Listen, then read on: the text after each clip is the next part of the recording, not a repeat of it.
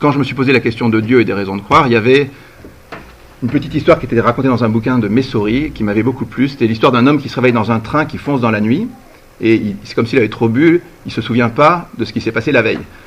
Et donc il est très gêné, et il demande aux voisins d'où on vient, où on va. Excusez-moi de vous demander des trucs pareils, je ne sais pas où on vient, le train fonce dans la nuit, mais d'où on vient, où on va, qu'est-ce qu'on fait là?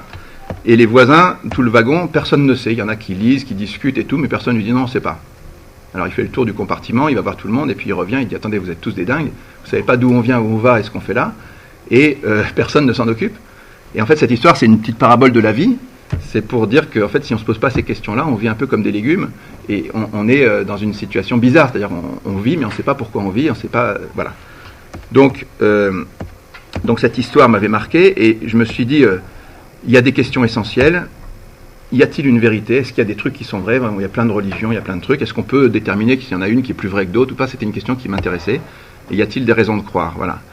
Alors, Jésus, on va le regarder du point de vue de la raison. Jésus a dit une parole qui m'a toujours bouleversé, c'est « qui cherche, trouve ». C'est-à-dire, en fait, pour trouver, il faut chercher. Et vous verrez à la fin de la présentation que ça a des implications. Pour moi, c'est ma vision personnelle, c'est aussi celle de l'Église catholique, donc on peut ne pas adhérer. Tout ce que je vous dis, c'est basé pas mal sur mon expérience personnelle. Encore une fois, après, on pourra avoir une séance de questions-réponses, mais il faut qu'on puisse échanger, parce que 100% de ce que je raconte n'est pas forcément vrai, donc voilà. Parlons-en. Donc pour moi, quand on cherche, on découvre les raisons de croire chrétiennes, et ces raisons de croire, elles sont étonnantes, uniques, nombreuses, fortes et très convaincantes. J'espère que vous allez les partager. Alors actuellement, ce que je fais aujourd'hui, on travaille avec une équipe de manière assez providentielle, on va dire. Il y a la meilleure école d'images d'animation en France s'appelle l'Institut Georges Méliès, il y a aussi les Gobelins, et avec eux on va travailler sur des images d'animation pour faire une série de 30 vidéos sur YouTube sur les raisons de croire.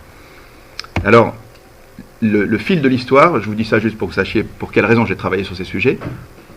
En 1926 à Oxford, il y a deux brillants professeurs qui se sont rencontrés, qui discutaient avec d'autres sur des mythes et légendes fantastiques. Il y avait celui-là, je ne sais pas si vous savez qui c'est. Bon, c'est Tolkien. Donc Tolkien, c'est celui qui a fait Le Seigneur des Anneaux. Le Seigneur des Anneaux, ça a été le plus grand succès de librairie après la Bible. 150 millions de livres vendus. 4 milliards au box-office. Il a fait 3 films, donc parmi les 10 plus vus de tous les temps à Hollywood, il y a 3 films qui viennent de lui. Et il y a une autre personne qui discute avec lui. Vous savez pas qui c'est? Il s'appelle Lewis. Voilà, c'est le fondateur du Monde de Narnia, qui lui aussi a fait un peu moins, 100 millions de livres vendus. 1,5 milliard au box-office, donc c'est deux sommités, deux personnes vraiment intelligentes et douées. Lui était chrétien et lui était athée. Quand ils se sont rencontrés, Tolkien a dit, parmi tous les mythes existants, parmi toutes les belles histoires du monde, il y en a une qui est spéciale, c'est le mythe chrétien, parce que lui, il est vrai. Alors Lewis lui a dit, attends, tu plaisantes, tu peux pas, toi, une personne intelligente, tu peux pas croire un truc pareil. Et ils ont discuté pendant 5 ans, et au bout de 5 ans, Lewis s'est converti, il est devenu un des plus grands apologètes, c'est-à-dire apologétique, ça veut dire la science des raisons de croire. Donc Lewis est devenu un des plus actifs défenseurs des raisons de croire dans le monde anglophone. Voilà. Et alors la question qui se posait, c'était simple, comment est-ce qu'on accède à la vérité? C'est-à-dire, est-ce qu'on peut déterminer la vérité, par quels moyens, par quelle méthode? Alors les anciens disaient, traditionnellement, c'est un peu la tradition de l'Église, si vous voulez, qu'il y a deux grands livres où on doit chercher la vérité, et 2 types de témoignages qui sont essentiels pour croire. Le premier livre, c'est le livre de la création. C'est-à-dire, c'est la loi naturelle et la raison qui permettent, en regardant le monde, de trouver plein de sortes de vérités, des choses qu'on découvre par la science, par la raison, tout ça. Un deuxième livre, c'est le livre de la Bible. C'est la vision chrétienne, encore une fois. Hein. Donc, par la foi, par l'ensemble du données révélées, on peut découvrir la vérité. C'est à partir de ces 2 livres qui sont en cohérence. Et ça, on pourra en parler dans les questions-réponses. Vous verrez, j'ai plein de trucs à dire là-dessus. Et puis, il y a les témoignages des autres. Les 2 témoignages, il y a d'abord le témoignage des autres. Vous allez rencontrer dans votre vie des gens qui auront des témoignages convaincants. Et puis vous, je vous souhaite un jour de faire une rencontre personnelle avec Jésus, parce que c'est ça qui est le truc le plus convaincant à la fin. À la fin, on peut être croyant parce qu'on a le livre de la création, la Bible ou les saints, mais tant que vous n'avez pas personnellement fait l'expérience et découvert la relation avec Jésus, il ne se passe rien. Donc Jésus a fait 2 promesses, donc celle dont je vous parlais, qui cherche trouve. Et la deuxième, c'est celui qui m'aime et qui garde mes commandements, je me manifeste à lui. C'est-à-dire, j'interviens dans sa vie. Et ça, je peux vous dire, moi je l'ai vécu. Et quand on vit ça, ça change tout. Parce que là, on se dit que non seulement c'est vrai par la théorie, mais c'est vrai par la pratique. Voilà. Bon, je ne vous amène pas jusque-là, parce qu'on est en cours de philo, donc on ne va pas parler de ça. Pour l'instant, donc je vous disais que Tolkien avait discuté, il s'était converti, et il avait fait 60 bouquins sur les raisons de croire. Voilà. Alors, les questions qu'on va aborder dans cette série vidéo, c'est un peu le plan de ce que je vais vous raconter maintenant. Donc c'est la question de l'existence de Dieu, et les chrétiens pensent qu'il y a une démonstration de l'existence de Dieu, la certitude de l'existence de Jésus, la fiabilité et la conservation des évangiles, les 3 traits qui rendent Jésus unique au monde parmi l'humanité, et puis les raisons de croire chrétiennes. On va aborder tout ça du point de vue de la raison. Et puis le dernier, on s'étendra un tout petit peu sur quelques raisons qui sont relatives à la foi et aux témoins, en attendant la rencontre perso qui est le truc le plus important. Alors, au niveau de la démonstration de l'existence de Dieu, le premier point, c'est de dire qu'une démonstration directe de Dieu à partir des biens de ce monde n'est pas possible. Parce que le Créateur transcende la création. Qu'est-ce que ça veut dire ? Ça veut dire que l'image que donne la Bible, c'est que vous avez un potier et des pots. Et la Bible dit, tu es notre Père, nous sommes l'argile, tu es le potier, mais ça dit bien quelque chose, ça dit que le Dieu est extérieur à sa création. C'est-à-dire que vous avez un monde de pots, où il y a plein de pots, et parmi ces pots, quand ça discute entre les pots, on ne peut rien dire du potier si on ne l'a pas vu. C'est-à-dire, dans le monde des pots, on n'a pas d'expérience matérielle qui permette d'accéder à celui qui a créé les pots. Ça pourrait être un dinosaure, ça pourrait être un homme, ça ne dit rien. Voilà, le Créateur est extérieur à la création, donc il transcende, donc il n'y a pas de démonstration directe possible de Dieu, à partir des réalités de ce monde. Par contre, la Bible et plein de la tradition et les philosophes aussi disent que le Dieu invisible peut se rendre visible de manière indirecte, comme une cause se fait connaître par ses effets. Alors, cette démonstration à partir du principe de causalité, c'est une démonstration véritable. Je vais vous montrer pourquoi. Parce que quand vous avez un effet, alors on pourra parler du mot effet dans les questions-réponses, mais n'importe quel effet, n'importe quelle chose a une cause. Et c'est un principe logique. Et à partir de ce principe logique, vous avez 2 types de démonstrations indirectes de l'existence de Dieu.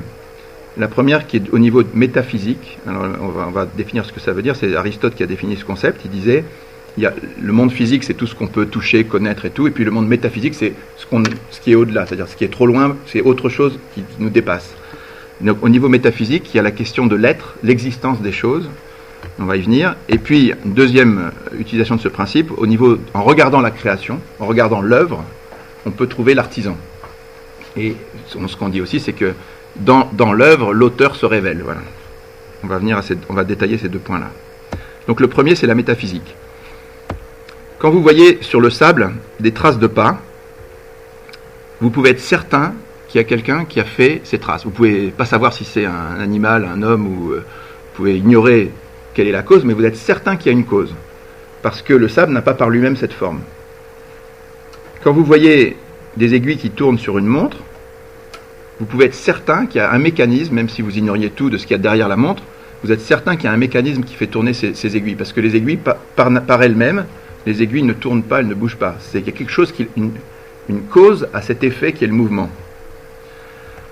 Et quand vous voyez de la lumière qui éclaire un espace, vous pouvez être certain qu'il y a une cause, parce que l'espace n'a pas la lumière par lui-même. Donc il y a quelque chose même si vous ne savez pas que le soleil existe, ou une lampe électrique, ou n'importe quoi, vous êtes certain que la lumière n'est pas là sans cause. Alors maintenant, ce qu'on va essayer de faire, c'est de transposer ce raisonnement sur les effets et les causes au niveau métaphysique, c'est-à-dire en considérant les choses dans leur existence même. La question c'est, pourquoi est-ce qu'il y a quelque chose plutôt que rien ? C'est une question que Leibniz a bien posée, que d'autres avaient posée avant lui. Mais pourquoi est-ce qu'il y a quelque chose qui existe, plutôt qu'on pourrait imaginer qu'il n'y ait rien qui existe, rien du tout ? Mais il se trouve qu'il y a des choses qui existent. Alors, si on applique le même principe, on va se dire qu'on est certain qu'il y a une cause d'existence aux choses qui existent. Et cette cause elle-même, si elle existe, et donc elle a une cause, et ainsi de suite. Et comme on ne peut pas remonter à l'infini dans l'ordre des causes, il faut bien qu'on s'arrête à un moment, parce que l'infini c'est une notion mathématique, mais qui n'existe pas dans le monde réel. Donc, à la fin, il y a une cause première. La cause première, c'est ce qu'on appelle Dieu du point de vue de la philosophie. C'est-à-dire, c'est l'être qui donne l'existence à tout ce qui existe. Rien n'existerait sans Dieu, est la cause première de tout ce qui existe. C'est-à-dire, si jamais, aujourd'hui, on ne parle pas du Big Bang, aujourd'hui, là, cette table, si elle ne recevait pas l'existence d'une cause, elle disparaîtrait. C'est-à-dire, il y a quelque chose qui cause son existence. Voilà. C'est la définition à laquelle Aristote est arrivé en premier, qui a été reprise par toute la théologie chrétienne, saint Thomas, tout ça. Mais elle est basée sur cet effet très logique. Alors, on verra après les choses qui peuvent brouiller le raisonnement, mais au niveau métaphysique, on définit Dieu comme une cause première et permanente de tout ce qui existe dans l'univers, et sans cette cause, rien n'existerait ni dans le passé ni aujourd'hui. Voilà. Alors, parenthèse biblique, dans la Bible, Donc il y a eu un moment où Moïse a vu un buisson et il a demandé à Dieu son nom. Et Dieu a dit « Je suis celui qui est ». C'est-à-dire la religion, dans cette parenthèse biblique, a rejoint exactement la philosophie en disant « Dieu s'est défini comme l'être par lui-même existant, qui donne l'existence à tout ce qui est ». Et c'est assez étonnant. Deuxième démonstration à partir des œuvres créées. En fait, si on résume, il y a plusieurs formes, dans l'histoire il y a plusieurs formes de démonstration de l'existence de Dieu, je ne les ai pas citées, mais elles reviennent tous un peu à la même chose, c'est-à-dire que les traces, il y a dans l'univers des traces d'une intelligence absolument supérieure. Et la grande question c'est, est-ce que cette intelligence peut arriver par hasard ? Et la science d'aujourd'hui y répond de manière assez forte, vous allez voir. Donc, si vous arriviez un jour sur une planète comme ça, et que vous trouviez une rose ou une Ferrari, vous diriez forcément, il y a quelqu'un qui a fait ça. Ça tomberait sous le sens. Le problème dans le monde, c'est qu'il y a trop de merveilles, il y a trop de choses qui sont aussi technologiques qu'une Ferrari ou qu'une rose, et à force, on se dit c'est normal. Mais si vous regardez l'univers et que vous voyez la variété, la beauté du monde, il y a de tous les temps, les hommes, en voyant ça, ils ont dit Dieu existe. Et c'est un raisonnement qui est profondément juste. C'est-à-dire qu'il ne pourrait pas y avoir de tant de merveilles s'il n'y avait pas un auteur à ces merveilles. Prenons l'hypothèse qu'il n'y ait que des pierres dans l'univers. Ça serait tout à fait possible que, déjà que l'univers existe, c'est déjà un miracle. Mais que tout ça se soit répandu dans le monde, des pierres, en général, donnent naissance à d'autres pierres. Mais c'est difficile d'imaginer d'autres réactions. La grande question, c'est une des questions qu'on peut se poser en regardant l'univers, c'est comment est-ce qu'on a pu passer de ces pierres à des choses vivantes. C'est énorme comme truc. Au XIXe siècle, Darwin et d'autres disaient c'est simple, les molécules se sont agitées dans un petit étang chaud et puis ça a produit de la vie. Et on pensait à des trucs comme la génération spontanée. Alors, c'était parce qu'on n'avait pas compris, on n'avait pas la science d'aujourd'hui, on ne savait pas que le vivant est extrêmement complexe. C'est-à-dire, quand vous prenez l'organisme vivant le plus simple au monde, vous ne pouvez pas faire plus simple, primitif, c'est un protozoaire, c'est-à-dire ça veut dire une seule cellule. Pour faire un protozoaire qui vit, c'est extrêmement complexe. Il faut que vous ayez au préalable, il faut que l'univers se soit organisé pour produire des atomes, 100 atomes, ensuite des molécules, puis des macromolécules, et qu'il y en ait 4 qui se soient faites toutes seules, comme ça, qui sont l'adénine, la guanine, la cytosine, tout ça.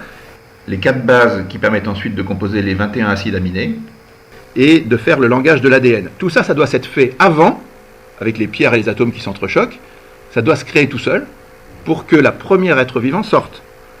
Il faut aussi que, pour que cette première expérience soit réussie, il ne faut pas que c'est seulement ça, il faut que la programmation qui est faite dans l'ADN, elle soit hyper intelligente, parce qu'elle doit permettre une capacité de croissance de la cellule, une stratégie de reproduction, une capacité d'interaction avec l'environnement, une aptitude à se durer, à se nourrir et tout ça. C'est juste démentiel ce qu'il faut pour créer la première être vivant sur la Terre. Donc aujourd'hui, on sait mesurer ces choses-là, vous allez voir plus tard, c'est pas facile. Donc aujourd'hui, vous avez un univers comme ça, avec, tout d'un coup, il y a un flocon de neige qui sort et il a cette forme-là. Donc, c'est pas que les flocons de neige, il y a un ordre dans l'univers qui est au niveau des flocons de neige, mais c'est aussi au niveau des ruches d'abeilles, au niveau des sables, au niveau des coquillages, au niveau de tout ce que vous voulez, des nervures. Voilà, tout ça, ça existe tout seul.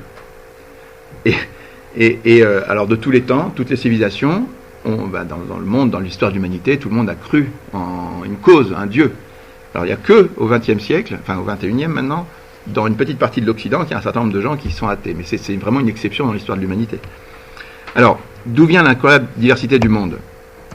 Vous avez cette diversité, cette beauté aussi, vous avez des trucs qui sont sortis comme ça, d'un univers chaotique, et qui existent et qui sont des splendeurs. Et puis la vie, il y a des tas d'exemples d'organismes extrêmement curieux, mais vous avez des choses magnifiques qui existent comme ça, qui vivent et qui se reproduisent. Et c'est un niveau de technologie qui est à des années-lumière de ce qu'on peut réaliser, ce que les savants les plus savants savent faire. Voilà. Alors, au niveau de la science, aujourd'hui, on parle d'un réglage fin de l'univers. C'est-à-dire que les scientifiques disent aujourd'hui, finalement, on a découvert qu'il y a 15 constantes, une quinzaine de constantes qui règlent la possibilité de l'univers. Si au départ l'univers avait été réglé avec des constantes différentes au niveau de la gravitation universelle, de la gravitation proche, de la masse de l'électron, des trucs comme ça, soit il aurait été entièrement gazeux, soit il aurait été entièrement solide, soit il aurait été en expansion trop forte et ça serait dissous tout de suite. Enfin, un infime changement, d'après ce que dit la science aujourd'hui, un infime changement sur une de ces constantes rend la vie impossible. Et on a calculé la probabilité pour que ces constantes, c'est-à-dire les lois de l'univers d'un point de vue de la création, on dit que c'est évidemment c'est le créateur qui les a fixées, c'est une chance sur 1 10 puissance 60, c'est-à-dire une chance sur ça, que ça puisse se faire tout seul pour que ça marche, pour que la vie soit possible. Ça, c'est pas moi qui le dis, c'est vous allez sur Internet, vous trouvez ces choses-là. Donc, une chance sur 10 puissance 60, en gros, pour vous dire, c'est vous prenez une cible de 1 cm², vous la mettez à l'autre bout de l'univers, vous tirez une flèche au hasard, il faut que ça tape dedans. Donc c'est juste impossible. Voilà. La probabilité est nulle. Alors la question, c'est qui a programmé ces lois pour que ça marche, pour que l'univers soit propice à la vie. Voilà, encore une fois, de vous dire, de tout temps, les gens ont répondu Dieu. Moi, je réponds Dieu, et je pense qu'aujourd'hui, de plus en plus, la science répond Dieu aussi. Voilà. Donc ça, c'est tout ce qui s'est fait tout seul, sans que l'homme intervienne. Et c'est quand même incroyable, quoi. Moi, plus je vais dans la découverte de ces choses-là, plus je me dis, les merveilles sont trop nombreuses. Encore une fois, si on trouvait qu'une rose ou qu'une Ferrari, ça irait, mais là, il y a trop de choses. Et puis, si je vais dans l'exemple de la rose et de la Ferrari, on va le pousser un tout petit peu plus loin. Vous avez... oui, la preuve de l'existence de Dieu, c'est aussi... il y en a de toutes sortes. Voilà. Mais quand il y a trop de miracles, on ne les voit plus. Alors... aussi, pour vous dire, vous, d'où vous venez, il y a eu un moment, vous étiez une seule cellule. Au bout de 2 jours, vous étiez plus 3, après 4, ainsi de suite. Et à un moment, ces cellules ont décidé de se différencier, on ne sait pas pourquoi, tout d'un coup, et puis elles sont devenues un homme. Et puis, vous avez grandi sans rien maîtriser de rien, vous n'avez pas de conscience. Puis, vous êtes mis à manger des carottes, et puis c'est devenu des yeux, et puis des neurones. Et tout le monde trouve ça normal. On mange des carottes, ça devient des yeux, ça vous fait réfléchir, ça fait une pensée, et on se dit, bah oui, ça a toujours été comme ça, et c'est normal. En fait, c'est absolument anormal. Vous savez, en philosophie, on vous a dû vous dire que le début de la philosophie, c'est l'étonnement. C'est-à-dire, c'est quand on se dit, mais finalement, je suis pris là-dedans, mais est-ce que c'est normal? Non, c'est pas normal, tout ça. C'est quelque chose de tout à fait fou. Comment est-ce qu'on a pu passer d'une matière inerte, de cailloux, à votre cerveau et votre esprit, votre pensée? Aujourd'hui, si vous prenez un savant, les plus grands savants du monde sont incapables d'inventer la première cellule et donner la vie. Si vous mettez un savant sur une planète vide, vous lui dites produisez la vie, mais c'est impossible. On sait, à partir de matériaux vivants, en produire d'autres, faire évoluer des trucs, faire des transformations génétiques, oui, mais créer la vie, personne ne sait faire ça, et on est extrêmement loin. La Bible dit, parenthèse biblique encore, la Bible dit, depuis des siècles, des millénaires, c'est toi, Seigneur, qui nous m'as tissé, et je reconnais le prodige, la merveille, l'être étonnant que je suis. C'est-à-dire que l'univers matériel arrive à produire, à force d'évolution et tout, un homme vivant, c'est juste stupéfiant. Voilà. Alors il faut expliquer ça. Il y a des gens qui disent, oui, mais vous croyez que Dieu a pris de la terre et qu'il a fait dans ses mains, il a fait Adam comme ça. C'est stupide. Mais alors les gens qui ne croient pas à ça, ils croient à quoi? Ils croient que la terre, elle s'est prise toute seule, et puis elle a bougé, elle est devenue Adam. C'est-à-dire, en fait, on a le choix qu'entre des croyances et des visions du monde, pas beaucoup. La première, c'est de dire, voilà, cette création fantastique avec tout ce qu'elle a, derrière, il y a un être suprêmement intelligent qui l'a conçu et qui l'a fait. Pour moi, ça a une logique. Et puis, il y a ceux qui disent, non, ce truc suprêmement intelligent, ça s'est fait tout seul, et ça s'est fait sans intelligence. C'est-à-dire l'absence d'intelligence qui crée un truc ultra intelligent. Je ne sais pas si vous avez déjà vu ça quelque part. Il y a un principe que vous apprendrez en prépa, ça s'appelle l'entropie. Le principe d'entropie dit que les choses, en fait, vont en bazar croissant, en fait. Donc pour moi, c'est pas logique. Ok.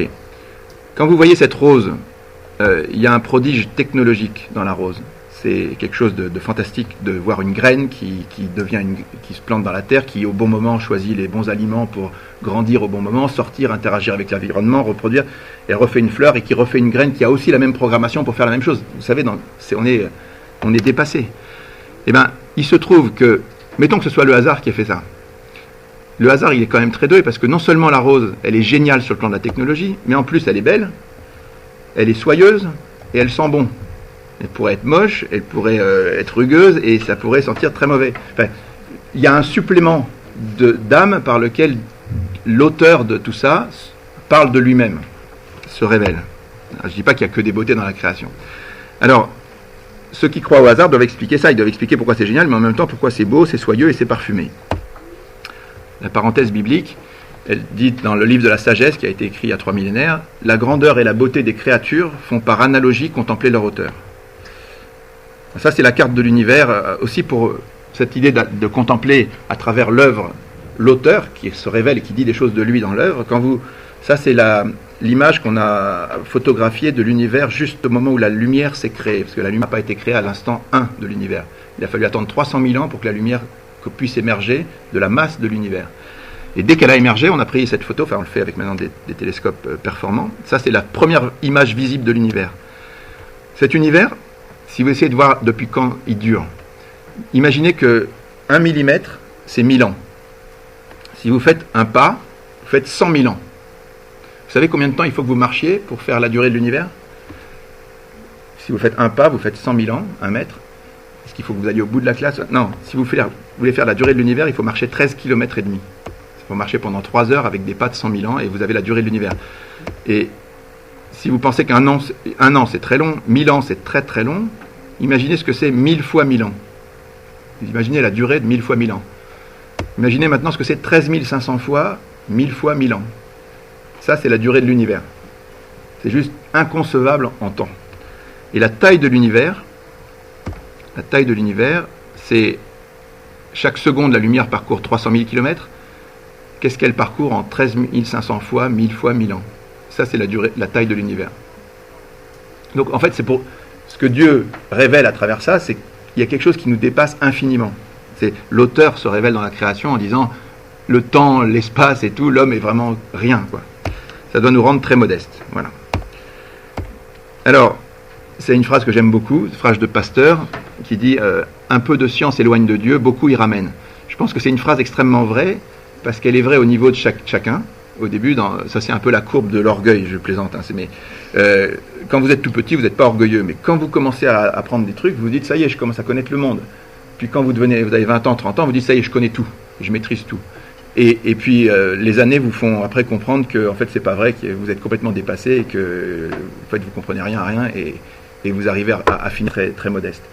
Et ben, c'est vrai au niveau de chaque individu, mais c'est vrai aussi au niveau de l'humanité, parce qu'il y a eu un siècle, le 19e siècle, où l'humanité a pensé que le positivisme, la science, commençait à découvrir des tas de trucs extrêmement étonnants, et ils se sont dit, on va tout expliquer, on est capable de tout savoir, on n'a pas besoin de Dieu.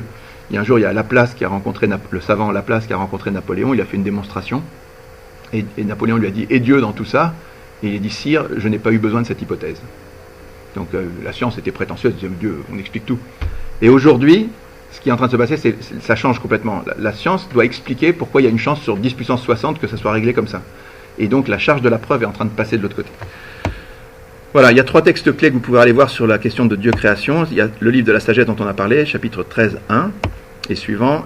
Saint Paul qui dit « Ce que Dieu a d'invisible depuis la création du monde se laisse voir à l'intelligence à travers les œuvres, l'éternelle puissance et la divinité », tout le passage de l'Épître aux Romains, chapitre 1. Et puis le Concile Vatican I qui a dit « La Sainte Église notre Mère tient et enseigne que Dieu, principe et fin de toute chose, peut être connu avec certitude par la lumière naturelle de la raison humaine à partir des choses créées. » Voilà. L'Église dit qu'il n'y a pas besoin de la foi, il n'y a pas besoin de la révélation pour croire à l'existence de Dieu. Alors, on a parlé des raisons de croire en Dieu, maintenant on va parler des raisons de croire chrétiennes, c'est-à-dire quel Dieu? Alors, on a essayé d'aborder ça aussi du point de vue de la raison. C'est ça l'apologétique, la science des raisons de croire. Alors, qu'est-ce qu'on peut dire de Jésus de ce point de vue-là? Premièrement, au niveau de la certitude de l'existence de Jésus, les historiens pensent, enfin les historiens sérieux, il n'y a pas de doute, mais dans le public, quand vous allez interroger les gens, ils ne savent pas très bien si Jésus vraiment a existé ou pas.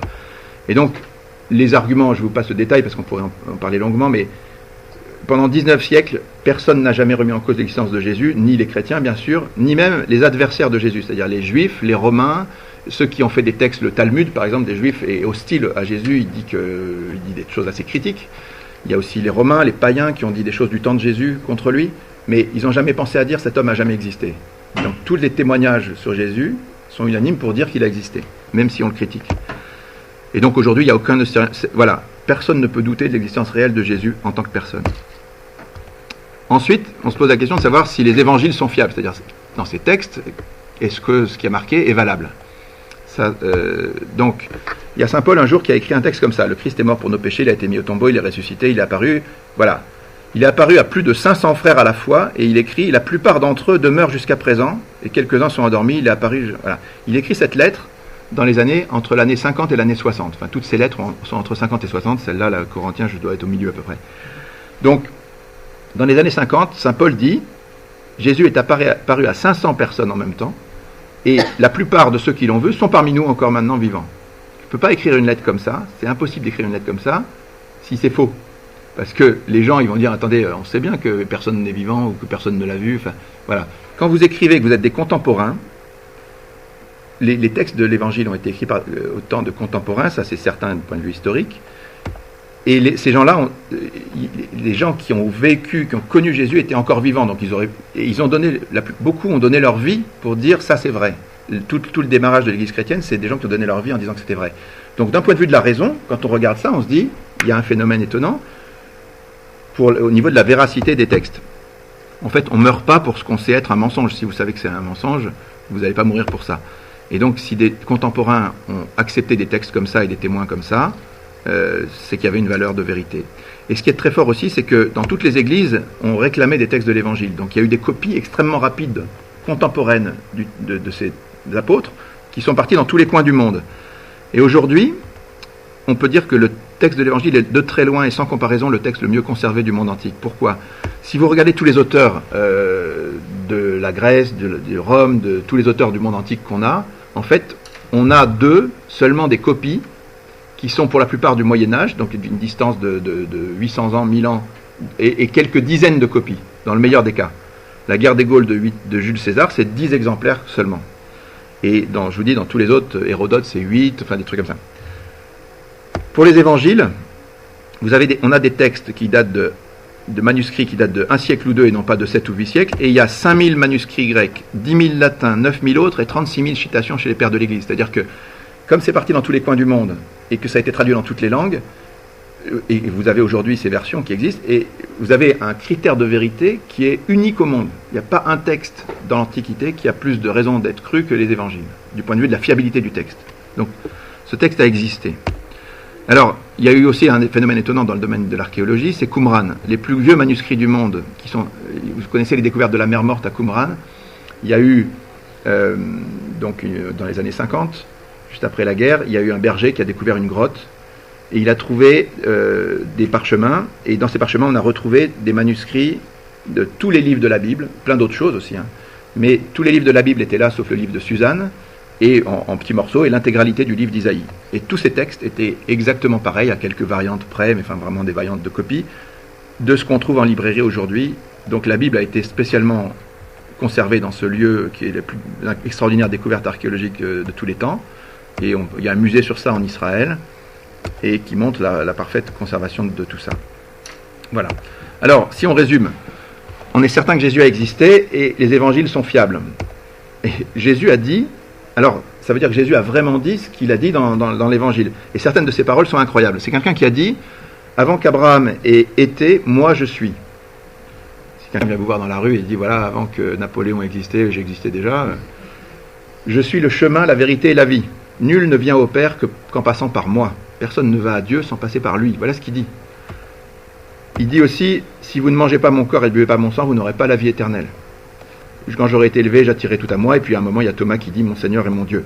Alors, ce que dit Lewis quand il dialogue avec Tolkien, il a compris assez vite, il dit en fait, Jésus, c'est pas un grand homme, c'est pas un grand prophète, soit il est celui qui dit être, soit c'est un menteur ou un fou. Mais vous avez le choix qu'entre ces deux trucs-là. Vous n'avez pas le choix de dire que c'est un gars qui vient et qui dit « Avant qu'Abraham existait, moi je suis », soit vous le mettez à l'asile et vous dites « Stop, on t'enferme », soit vous vous dites « Il est incroyable ». Donc il n'y a pas un moyen terme. Donc il est croyable, voilà. Donc en fait Jésus oblige à un choix. Et c'est le choix, c'est là une question qu'il a posée à ses apôtres. Il a dit « Et vous, qu'est-ce que vous dites ? Pour vous, qui suis-je » Et il y a Pierre qui a répondu « Tu es le Messie », tout ça. Puis bon. Et c'était tout l'objet des évangiles, c'est de l'identité du Christ. Qui est-il vraiment ? Alors, le Tolkien est développé par l'archevêque de Bruxelles aujourd'hui. Il y a les 3 traits qui rendent Jésus absolument unique parmi tous les hommes d'un point de vue de la raison. En fait, c'est le seul homme sensé, le seul homme connu, qui a parlé et agi comme étant au niveau de Dieu. Il y a une prétention du Christ de se situer au même niveau de Dieu. Il pardonne les péchés, il fait des actes où tout le monde dit tu blasphèmes, enfin, il dit des choses qui... Voilà. Il a agi comme s'il était l'égal de Dieu. Et aucun fondateur de religion, aucun autre homme a fait ça. Il faut juste le mesurer. Sa mort est spéciale aussi, c'est une passion. où il y a eu un déchaînement du mal, et puis il l'a vécu en pardonnant, et surtout il a offert sa vie pour la multitude. Donc il y a quelque chose de très spécial dans la mort de Jésus. Et puis il y a la phase d'après, c'est le seul homme au monde dont on témoigne au prix de la vie qu'il a franchi la mort, qu'on l'a vu après la mort. Il y a des gens qui sont morts en disant, tous les apôtres sont morts en disant, je renierai pas. Ces apôtres, c'était des gens pas très fiables, enfin pas très courageux, on va voir ça. Et ils ont dit, non, vous pouvez me tuer, me faire bouffer par les lions, tout ce que vous voulez. Et eux et les 500 et les autres, ils ont tous dit, on ne changera pas d'avis. Et ils se sont fait effectivement martyriser. Donc il n'y a aucun homme qui a ce genre de témoignage. Donc la vie du Christ, sa mort et sa résurrection sont étonnantes. Alors les autres raisons de croire en Jésus, il y en a plusieurs qu'on va détailler. La sublimité de son enseignement, les prophéties, leur accomplissement, les signes et miracles, l'expansion miraculeuse du christianisme, la consécration des multitudes, la permanence de la sainteté, la permanence de l'Église et les témoignages des rencontres avec Jésus. On va faire ça vite. Alors, la sublimité d'enseignement, qu'est-ce que ça veut dire? Qu'est-ce qui est unique? C'est simplement, Jésus n'a rien écrit. Il a juste sorti de son petit bled de Nazareth, il a parlé pendant 3 ans et il est mort. Donc, c'était un jeune charpentier, c'était quelqu'un qui avait rien pour plaire au monde, il n'avait pas de formation, pas d'études, rien. Et celui-là, il était dans une province, parce que Nazareth, c'est vraiment la province au bout. Et ce qu'il a dit a été recueilli par des gens, ça a fait le plus grand best-seller de tous les temps. Cet homme a coupé l'histoire en deux, on dit avant lui et après lui. Et il avait dit aussi, parmi les paroles un peu folles qu'il avait dit, « Le ciel et la terre passeront, mais mes paroles ne passeront pas. » C'est-à-dire, vous imaginez un charpentier qui sort d'un bled comme Nazareth, qui parle pendant 3 ans et qui dit rien, voilà ce que je viens de dire, le ciel et la terre vont passer, mais ce que je viens de dire, ça restera pour l'éternité. Bon, je vous dis, soit vous l'enfermez, soit vous dites, bon. Donc c'est une sagesse, à travers cet écrit, il y a une sagesse supérieure qui se révèle, et c'est le sujet sur lequel on a le plus écrit. Il y a 60 000 bouquins sur Jésus, il n'y a aucun homme au monde sur lequel on a plus disserté, parlé, réfléchi depuis des siècles. Alors, voilà, il a dit, la foule était en face, et disait, jamais homme n'a parlé comme cet homme, les foules étaient frappées par son enseignement, il enseignait comme homme qui a autorité. Voilà. Alors si je vous fais un petit sondage entre vous, vite fait, là. Qui est-ce qui a lu Le Seigneur des Anneaux parmi vous? Est-ce qu'il y en a qui l'ont lu? 2, 3, 4. Ah, vous en avez assez peu, je trouve, qui lisent Le Seigneur des Anneaux. Qui est-ce qui a lu Narnia? Toujours les mêmes. Qui est-ce qui a lu Eragon et Harry Potter? Voilà. Ouais, ok. Et qui est-ce qui a lu... Alors, je parle de lire, c'est de lire de A à Z, c'est-à-dire d'avoir vraiment lu le truc. Hein. Qui est-ce qui a lu les évangiles de A à Z? Qui est-ce qui a lu les évangiles de A à Z? Hein? De A à M? Qui est-ce qui a lu de A à M? Alors, je vais vous dire juste un truc. Pour moi, c'est stupéfiant. Parce qu'il n'y a pas un texte qui a plus influencé notre monde. C'est-à-dire, vous ne pouvez pas comprendre notre monde, vous ne pouvez pas comprendre la littérature, même la science, vous ne pouvez pas comprendre les débats philosophiques, vous ne pouvez pas comprendre la politique, vous ne pouvez pas comprendre même les noms de villes, vous ne pouvez même pas comprendre le nom de votre professeur si vous n'avez pas lu les évangiles. En fait, c'est un texte qui, simplement sur le plan de la culture, vous ne pouvez pas ignorer ça. C'est-à-dire, ou alors vous ne comprenez rien au monde. Voilà, donc pour moi, c'est un truc qu'on devrait enseigner à l'école avant de faire lire plein d'autres trucs. Parce que c'est simplement sur le plan de la... Je ne parle pas de foi, je parle sur le plan d'un texte qui a une influence sur l'histoire du monde pour comprendre dans quel monde on vit. Allez, bon, on peut en reparler. Ok. Deuxième point, les prophéties et leur accomplissement. Qu'est-ce qui est unique? Alors, il y a une multitude d'hommes sur plusieurs siècles qui ont fait des prophéties.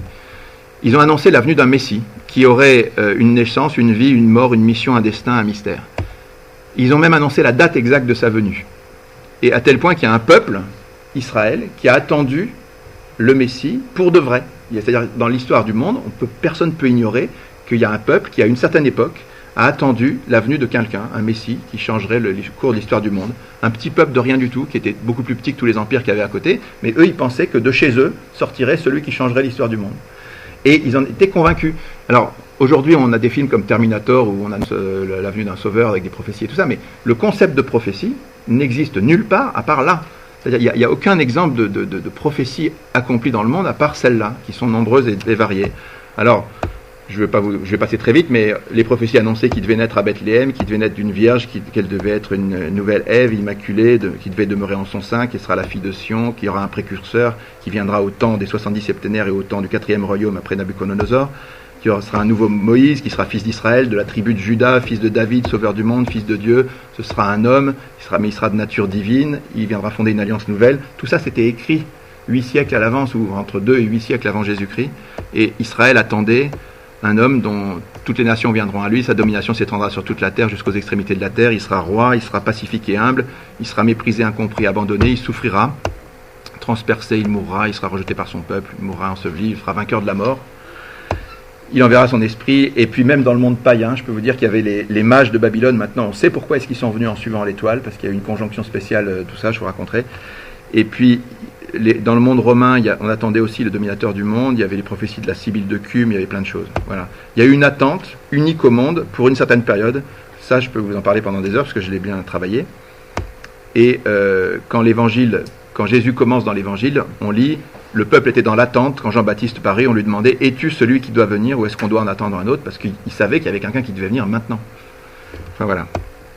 Troisième point, les signes, miracles, prodiges divins. Alors dans la Bible, on vous dit, ce qui est unique, c'est que depuis Moïse et la sortie d'Égypte, jusqu'au temps du Christ et dans l'Église jusqu'à aujourd'hui, on prétend qu'il y a une variété de miracles incroyables. Alors ceux de Moïse et de Jésus, on ne peut pas les vérifier parce qu'on n'est pas de cette époque, mais si ceux qui ont écrit ça, ils disent il y a eu des miracles du temps de Moïse, il y a eu des miracles du temps de Jésus, il y en a encore aujourd'hui, et même Jésus a promis que ceux qu'on ferait aujourd'hui sera encore plus grand que ceux qui faisaient lui, on peut vérifier le concept déjà. Alors ça, c'est innombrable, et c'est pas parce qu'il n'y en a pas dans les journaux, je vous expliquerai après pourquoi les journaux n'en parlent pas, mais il y a énormément de choses, je peux vous dire. Alors, donc il y a eu Moïse, il y a eu Jésus, et puis derrière, il y a énormément de choses qui sont, par exemple, le miracle du Saint-Feu à Jérusalem, le linceul de Turin. Alors je sais qu'il y a beaucoup qui croient que le carbone 14 a tout annulé, mais je peux vous dire qu'on peut en parler pendant des heures, c'est absolument faux. Le linceul de Turin est vraiment un truc incroyable. La Vierge de Guadalupe, vous avez les apparitions de la Vierge à Paris, à la rue du Bac, vous en avez, celles-là, elles ne sont pas forcément reconnues, mais il y a des voyants qu'on peut voir, des voyants de Fatima. Vous avez sur tout ça. Ce que je vous propose, c'est d'en regarder tout ça, d'en choisir une, et puis qu'on en discute dans l'heure après, parce que je vous en montre plein. Vous en choisissez une au hasard, la consécration de la Russie qui a permis la chute du communisme, les apparitions de Kibéo, vous en choisissez une au hasard et je vous détaille pour quelles raisons c'est sérieux. D'un point de vue de la raison, encore une fois. Alors, à quoi sert l'étoile? Oui, l'étoile que j'ai mis en haut, c'est écrit en tout petit, preuve du Christ à elle toute seule si on étudie. En fait, ça veut dire que si jamais on étudie à fond les apparitions de Zeytoun en Égypte, la Vierge est apparue d'abord à 2 jeunes musulmans, puis à des centaines de milliers de personnes, pendant des années, au Caire, au sommet d'une église copte. Et personne n'en parle en Occident. C'est juste hallucinant. Voilà, ça s'est passé, il y a des photos sur Internet. Alors, quand je dis ça, je vous encourage à creuser n'importe lequel des sujets que je vous montre là, pour voir si derrière il y a quelque chose de solide. Encore une fois, en faisant une enquête de journalistes, de philosophes, selon la raison et selon les raisons de croire. Des témoignages de partout. Il y a eu à Akita au Japon, à Pontmain en France, à l'île Bouchard, à La Salette, à Lourdes, au Pilar, il y a eu un miracle incroyable aussi. Il y avait des stigmates comme le Padre Pio. Il y avait l'histoire de Jeanne d'Arc, je ne sais pas comment vous l'expliquer si vous ne croyez pas en Dieu. Il y a 10 000 visions de cette personne-là sur l'évangile. Elle a vu la vue du Christ, elle a rédigé des bouquins incroyables qui racontent dans le détail comment ça s'était passé. Maria Valtorta, le curé d'Ars et tous ses miracles, Sainte Thérèse d'Avila, Sainte Philomène. Bon, je vous en passe, mais en Syrie, il y a de l'huile qui soigne les histoires de Chesterova, les statues qui pleurent du sang, les guérisons du Père Tardif. Marthe Robin, qui pendant 40 ans a vécu que de l'Eucharistie sans manger ni boire. Le Père Charbel, qui est mort il y a 120 ans, 130 ans, et son corps est encore complètement intact, et il soigne de l'huile miraculeuse qui fait des miracles pas possibles au Liban. Je vous dis, prenez-en un au hasard et on en parle. Et puis à Paris, si vous allez à la rue du Bac, j'y étais ce matin, vous avez cette femme, Sainte Catherine Labouré, dont le corps, alors il est recouvert un peu de cire, mais les corps conservés des saints, c'est juste un signe de plus que le bon Dieu donne pour certains de ces saints. Vous allez dans la rue du Paris 6e arrondissement, vous voyez cette femme, et vous voyez Saint Vincent de Paul, qui est un saint aussi, dont le corps est conservé, la chapelle de la rue de Sèvres, vous pouvez y aller. Et puis il y a un homme qui s'appelle en ce moment Damien Sten, un Anglais qui prie Jésus, qui fait des rencontres et qui fait des prières de guérison, comme font beaucoup d'évangéliques. Et en priant Jésus, comme au temps des apôtres, il y a des guérisons par dizaines. On est allé, nous, en famille, à une guérison à Lyon. Ça, c'est mon petit fiston. Il a prié pour ce garçon-là qui louchait, et les parents étaient là. Et c'était au cours d'une veillée de prière. Alors, je vous raconte des trucs un peu étonnants, mais ça existe. Et donc, c'était organisé par une communauté du chemin neuf. Et il a prié juste comme ça, on lui a demandé de prier pour lui, alors il l'a fait, et ce garçon a arrêté son strabisme. Bon, c'est un petit détail, mais nous, ça nous a touchés. Enfin. Et en plus, si vous voulez, pour chaque canonisation, alors juste en résumé, pour chaque canonisation de l'Église, il faut 2 miracles authentifiés, parce qu'il y a une enquête pour qu'il soit béatifié avec un miracle, et une autre enquête pour qu'il soit canonisé. Et à chaque fois, il faut un miracle. Donc voilà, il y a 2000 saints canonisés, donc vous imaginez le nombre d'enquêtes de vrais miracles qui ont été faites dans l'Église. À Lourdes, il y en a 3000 par un bureau médical et tout, je pourrais raconter ça. 4e point, l'expansion miraculeuse du christianisme. Qu'est-ce qui est unique là-dedans? Après la mort du Christ, les 12 apôtres sont complètement démoralisés. Ils n'ont rien pour séduire le monde, pas de relations, pas d'argent, ils sont vraiment pauvres, quoi. Et pourtant, ces gars-là sortent et se mettent à témoigner en disant des trucs insensés, et on les tue, et ainsi de suite. Il y a des martyrs et tout, et finalement, à la fin, il y a l'Empire romain qui se convertit. On regarde ça, si vous pouvez regarder ça d'un point de vue en détail, je peux vous dire que c'est étonnant. Voilà la vie des premiers apôtres et comment l'Église est née, c'est unique au monde aussi. Le Colisée avec les martyrs jusqu'à l'extrémité de la terre. 5e point, le message du Christ, de ce petit charpentier de province qui a dit 2-3 trucs, a séduit dans tous les siècles des multitudes de gens qui lui ont consacré entièrement leur vie dans la pauvreté, la chasteté, l'obéissance, en quittant tout pour lui. Ça se passe dans tous les siècles. Un message tout simple qui entraîne des gens à tout donner pour lui et à vivre. Encore une fois, moi j'ai des amis juifs, ça les surprend beaucoup parce que ça n'existe pas dans le judaïsme, la consécration comme ça. Ça existe un petit peu dans le bouddhisme, mais de manière temporaire. Mais la consécration totale et permanente de quelqu'un qui donne sa vie à quelqu'un, à un message.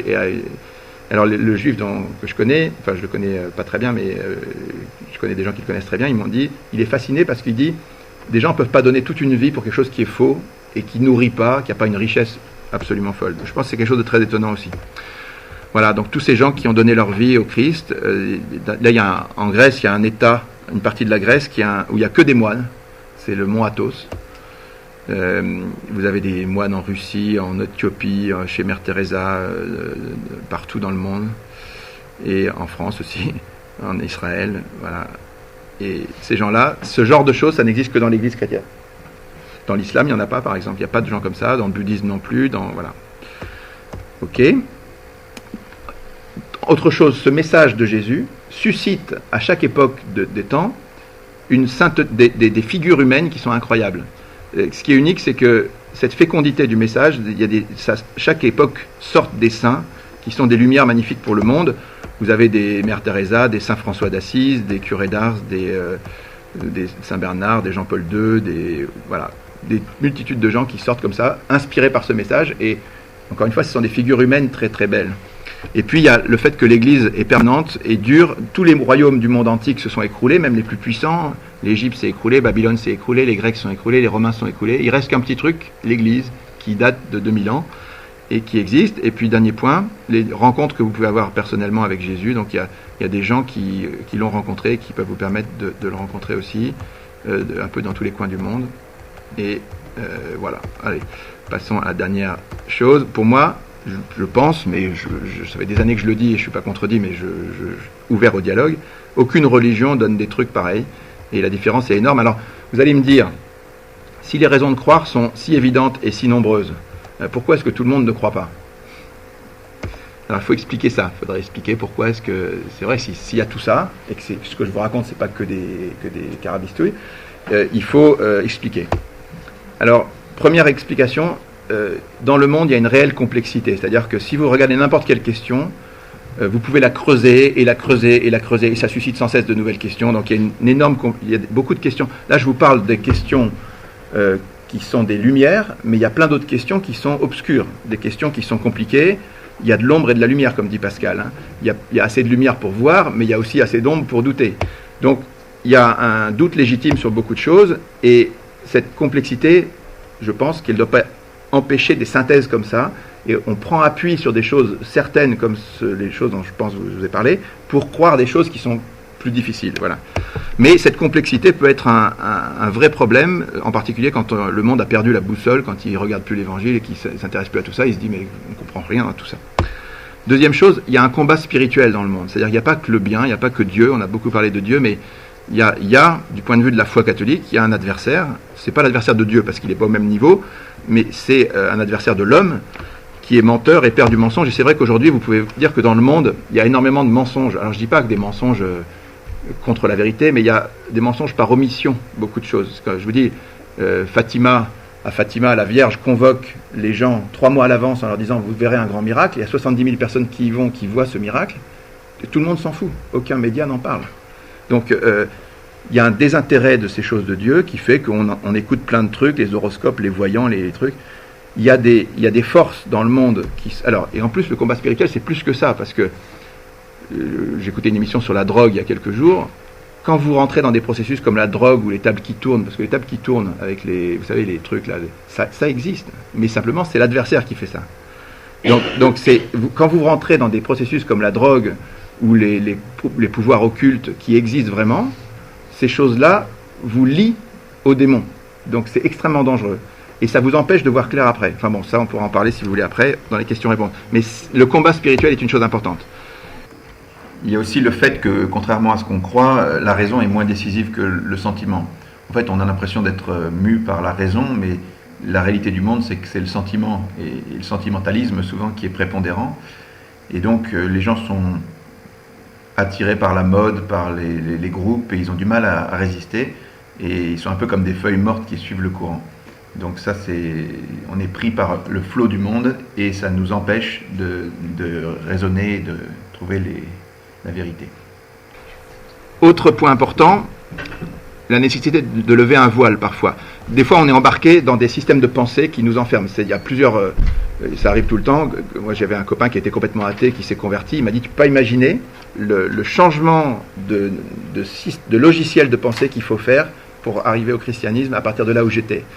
Parce que des systèmes de pensée, des systèmes philosophiques, des systèmes peuvent vous enfermer dans une vision du monde que vous croyez juste, mais qui n'est pas forcément, mais qui vous empêche de voir un peu autour. Alors c'est ce que dit saint Paul pour Israël, par exemple. Il dit il y a comme un voile qui demeure, et c'est seulement quand on se convertit au Christ que ce voile est enlevé. Voilà. Autre point très important, il faut la bonne volonté.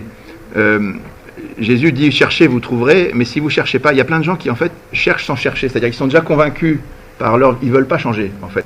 Si vous êtes, la vérité ne se trouve que par les gens qui la cherchent vraiment et qui sont disponibles pour ça, qui n'ont pas d'a priori.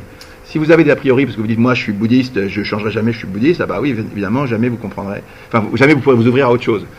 Donc voilà, les anges, à Noël, ils disent gloire à Dieu au plus haut des cieux et paix sur la terre aux hommes de bonne volonté. Et dernier point, c'est l'humilité, parce que Jésus, quand il s'adresse à son Père, il lui dit je te bénis Seigneur d'avoir caché cela aux sages et aux savants et de l'avoir révélé aux tout petits. En fait, Jésus dit il y a des choses qui sont plus accessibles aux gens les plus simples et qui deviennent obscures aux gens les plus savants à cause de leur savoir. Et donc c'est vrai qu'il y a une forme d'orgueil qui empêche aussi d'accéder à la vérité. L'humilité, c'est très important. Voilà, etc., etc. J'ai fini donc mon exposé et maintenant on passe aux questions. Si vous en avez, il y en a une déjà, c'est bien.